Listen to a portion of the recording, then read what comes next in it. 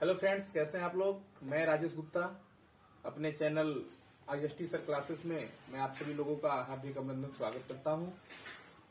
मैं आज आप लोग को भारत का भूगोल अर्थात भारत का परिचय मैं आप लोग को पढ़ाऊंगा। ये मेरा पहला वीडियो है और मैं अपने पहले वीडियो में आप लोग को बताऊंगा कि भारत के बारे में, भारत के मानचित्र में भारत के पूरब में कौन है, पश्चिम में कौन है, उत्तर में कौन है, दक्षिण में कौन है। मैं भारत के भौगोलिक क्षेत्र के बारे में आपसे चर्चा करूंगा, आपको बताऊंगा। आप वीडियो के अंत तक बने रहिएगा। चलिए हम वीडियो को स्टार्ट करते हैं। यह है इंडियन मैप, और इंडियन मैप जब तक हम दिशाएं नहीं जान लेंगे तब तक हमको मैप को जानने में दिक्कत होगी, परेशानी होगी। चलिए पहले हम दिशा को जान लेते हैं। भारत का जो ऊपर का जो हिस्सा होता है उसको हम बोलते हैं नॉर्थ साइड, यानी उत्तरी दिशा।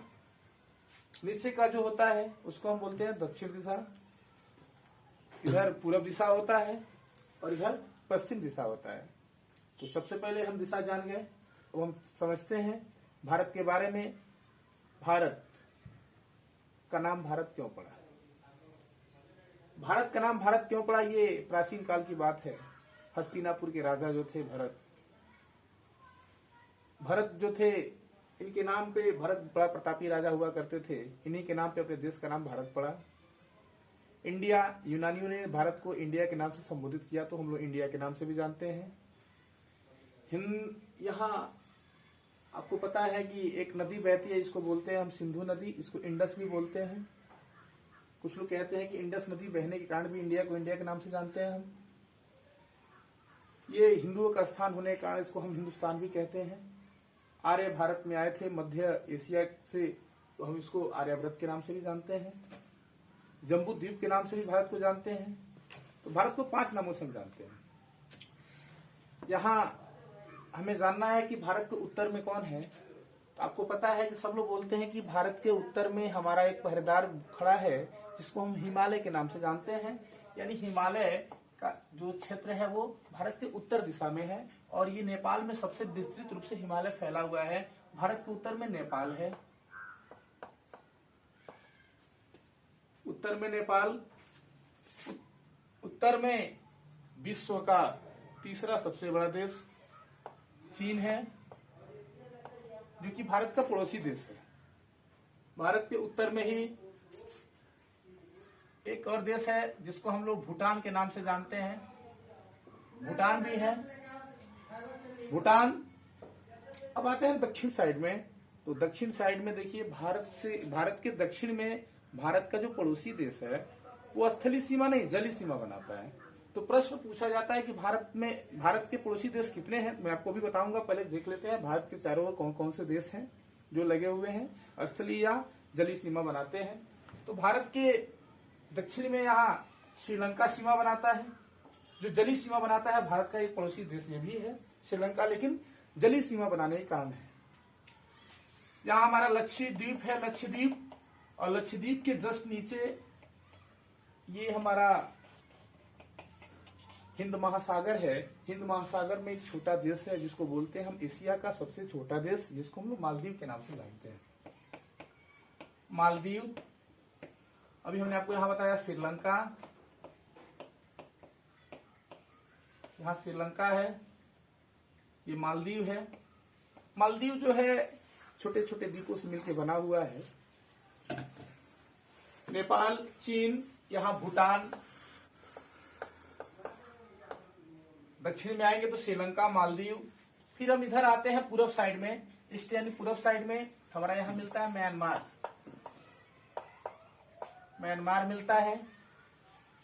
फिर हम अपने पश्चिम साइड में जाते हैं, पश्चिम दिशा की तरफ चलते हैं, तो हमारा भारत का पड़ोसी देश आप सबको पता होगा।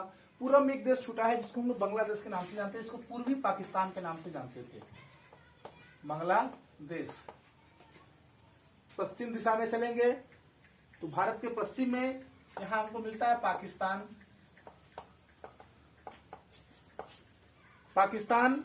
पाकिस्तान उसके बाद अपना एक और पड़ोसी देश है जिसको हम लोग अफगानिस्तान के नाम से जानते हैं, अफगानिस्तान।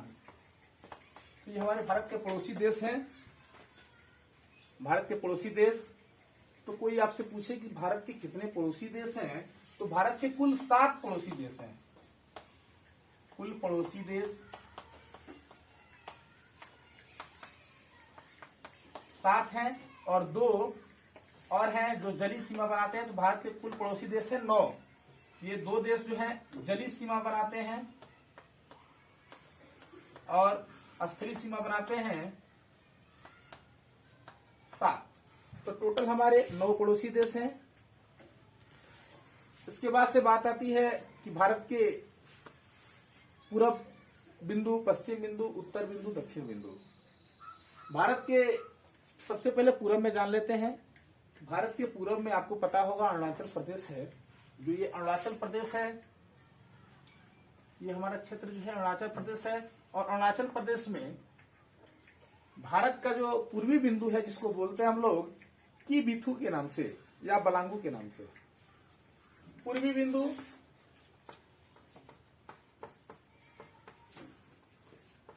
जिसको हम जानते हैं की बिथु, कहीं कहीं बलांगू भी लिखता है, बलांगू। फिर हम लोग पश्चिमी बिंदु के बारे में बात करते हैं। पश्चिमी बिंदु, तो पश्चिमी बिंदु यानी गुजरात। और गुजरात में एक जगह है जिसको हम लोग बोलते हैं राजहर किक। राजहर किक, और कहीं कहीं आपको सर क्रिक के भी नाम से मिलेगा, सर क्रिक के भी नाम से मिलेगा।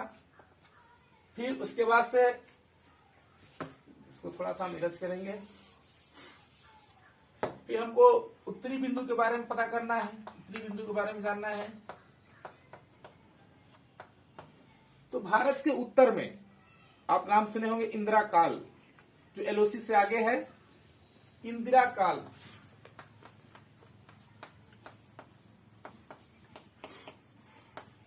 फिर हम आते हैं दक्षिण दिशा में अंडमान निकोबार, जो द्वीप समूह है अंडमान निकोबार। यहाँ पे आप सुने होंगे सुनामी आई थी जो डूब गया था, जिसको हम लोग इंदिरा पॉइंट के नाम से जानते हैं। और भारत के दक्षिणी बिंदु, जो हम लोग दक्षिणी बिंदु को जब हम लोग इंदिरा पॉइंट के नाम से जानते हैं, इंदिरा पॉइंट, इंदिरा पॉइंट के नाम से जानते हैं। या तो हम लोग कह सकते हैं इंदिरा पॉइंट को एक और नाम, जिसको हम लोग पिगमेलियन पॉइंट के नाम से जानते हैं, पिगमेलियन पॉइंट।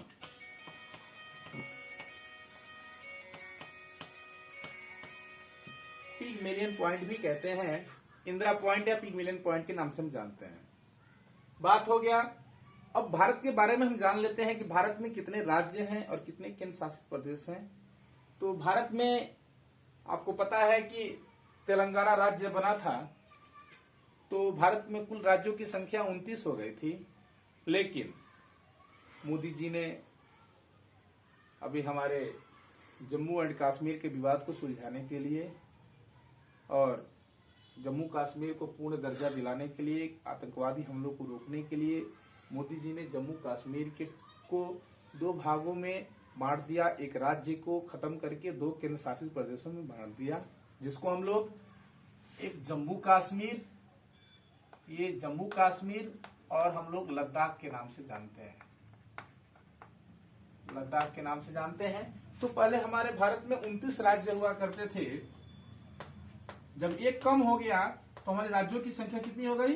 28 राज्य। 28 राज्य हो गए। 29 राज्य और 7 केंद्र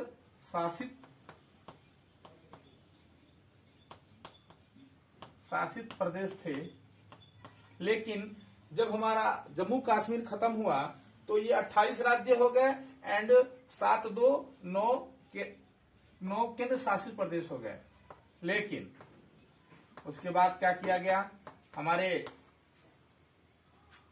गुजरात में दमन एवं दीव और महाराष्ट्र के पास जो हमारा दादरा नगर हवेली था, इन दोनों को एक कर दिया गया।